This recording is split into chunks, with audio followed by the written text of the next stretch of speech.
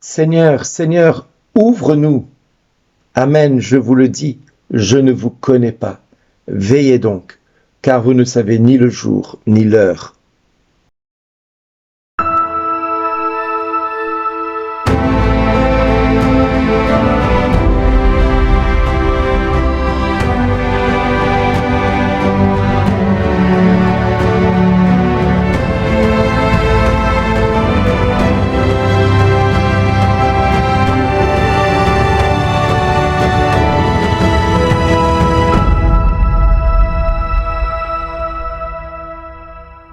Aujourd'hui, le message vous est adressé par Bernard Dille. Serons-nous les vierges sages ou les vierges insouciantes? La question aujourd'hui, c'est à nous de nous la poser. Serons-nous de ces vierges qui auront la sagesse de se préparer à la venue et au retour du Seigneur, ou serons-nous de ces femmes qui, inconscientes du danger, inconscientes de l'exigence que cela représente de rester vigilant, de rester dans la prudence, de rester dans la sainteté, comme Paul nous y invite dans la lettre aux Thessaloniciens? Ben oui, cette sainteté à laquelle nous sommes tous appelés à vivre. Et serons-nous de ces vierges sages qui seront capables de nous préparer au retour du Seigneur? Parce que si nous écoutons beaucoup de prophéties, si nous écoutons beaucoup de prophètes de malheur actuellement, qui nous annoncent le pire, les pires catastrophes et les pires choses, cela ne s'adresse qu'en fin de compte qu'à ceux qui ne veulent pas se préparer et qui ne se tiennent pas prêts.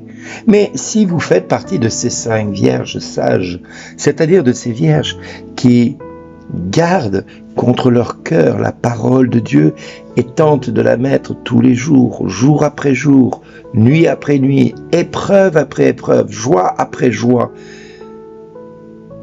en pratique la parole de Dieu, alors si vous êtes de ces femmes-là, si vous êtes de ces vierges, alors vous n'avez aucun souci à vous faire. Vous serez prêts, vous serez prêtes de pouvoir vous approcher du trône de Dieu pour les noces de l'agneau. Parce que c'est bien de ça qu'il s'agit. C'est bien de cela qu'il s'agit. Est-ce que vous êtes prêts ou pas dans votre cœur? Et si vous ne l'êtes pas, est-ce que vous mettez toute votre bonne volonté à l'être? Parce que la sagesse de Dieu, elle n'est pas compliquée. Il s'agit de garder de l'huile dans nos lampes et d'en avoir suffisamment pour attendre le retour du Seigneur. Mais si nous voulons avoir de l'huile dans nos lampes, il nous faut aller nous plonger dans la parole de Dieu. Il nous faut plonger dans cette lecture sainte à laquelle nous sommes appelés tous les jours et à regarder les textes et à écouter le Seigneur nous dire « Hey, aujourd'hui je t'appelle à te convertir, à te repentir. Ce n'est pas parce que tu as été baptisé un jour que tu n'as plus à te convertir en ce jour. » Comme le disait un jour un sacristain qui avait été scandalisé parce que je disais qu'il nous fallait nous convertir tous les jours. Et il avait dit, mais moi je me suis converti au jour de mon baptême. Et avec mon épouse, on lui a dit, c'est très bien, mais... Et ce jour-là, je lui ai dit, mais quand est-ce que tu as été baptisé? Il y a longtemps? Il me fait, non, oui, ça fait longtemps, j'étais petit enfant. Donc en clair, tu me dis que tu t'es converti au jour de ton baptême et que quelque part, tu n'as plus besoin de te convertir. Et oui, nous avons des personnes qui pensent comme cela. Malheureusement, ils font partie de ces vierges insensées, insouciantes du danger qui les menace. Parce que le danger, il est bien là. Le danger de passer et d'entendre le Seigneur nous dire « Amen, amen, je ne vous le dis, je ne vous connais pas ». Alors on aura beau protester en disant « Mais Seigneur, nous avons guéri les malades, nous avons chassé les démons, nous avons purifié les lépreux, nous avons annoncé ta parole partout dans le monde entier. » Oui, mais dans votre cœur, vous ne m'attendiez pas. Vous n'étiez pas prêt à m'accueillir. Vous ne m'attendiez pas. Vous avez fait de votre foi une religion et non pas une relation avec moi.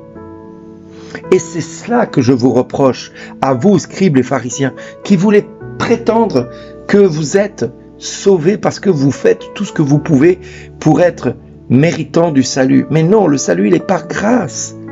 Les vierges sages n'ont fait qu'attendre Elles n'ont rien fait, elles n'ont pas guéri de malades, elles n'ont pas chassé de démons, elles n'ont pas purifié de lépreux, elles n'ont pas ressuscité de morts. Elles n'ont pas plus annoncé la parole de Dieu, elles se sont tenues prêtes dans leur chambre, dans leur séjour, dans leur maison. Elles ont prié, elles ont gardé cette continuité d'attente du Seigneur dans leur cœur.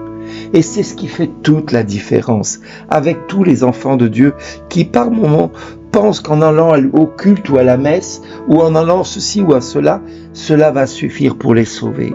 Non, mes amis, je vous en conjure, ne faites pas l'erreur de croire que par votre pratique vous allez être sauvés. Ce n'est pas votre pratique qui va vous sauver, c'est votre attente dans votre cœur, votre inlassable attente du bien-aimé, du retour du Seigneur. Vous avez des personnes qui vont passer des heures en adoration du Saint-Sacrement, mais qui n'attendent pas le retour du Seigneur. Et c'est ça le problème. Nous pouvons passer des heures devant le Saint-Sacrement. Si nous n'attendons pas le retour du Seigneur dans sa gloire, nous allons être reconnus comme des gens qui ne le connaissent pas. Il s'agit de ne pas adorer le Seigneur n'importe comment.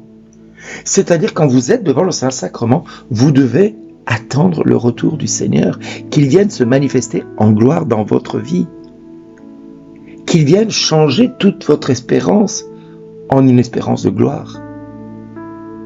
Et là, votre adoration devient sainte. Là, votre adoration est en train de se remplir d'huile et de stocker de l'huile pour le retour du bien-aimé envers son épouse. C'est ça que le Seigneur attend de nous. Ce n'est pas autre chose. Il nous faut simplement écouter le Seigneur qui nous dit « Amen, amen, je vous le dis, je ne vous connais pas. » Et ça fait toute la différence. Parce que si nous entendons ça aujourd'hui, ça veut dire que dès maintenant, nous allons tout faire pour changer notre manière d'être avec Dieu. Pas de faire, mais d'être avec Dieu. C'est toute la différence. Et là, vous aurez la joie d'entendre le Seigneur te dire « Merci d'exister.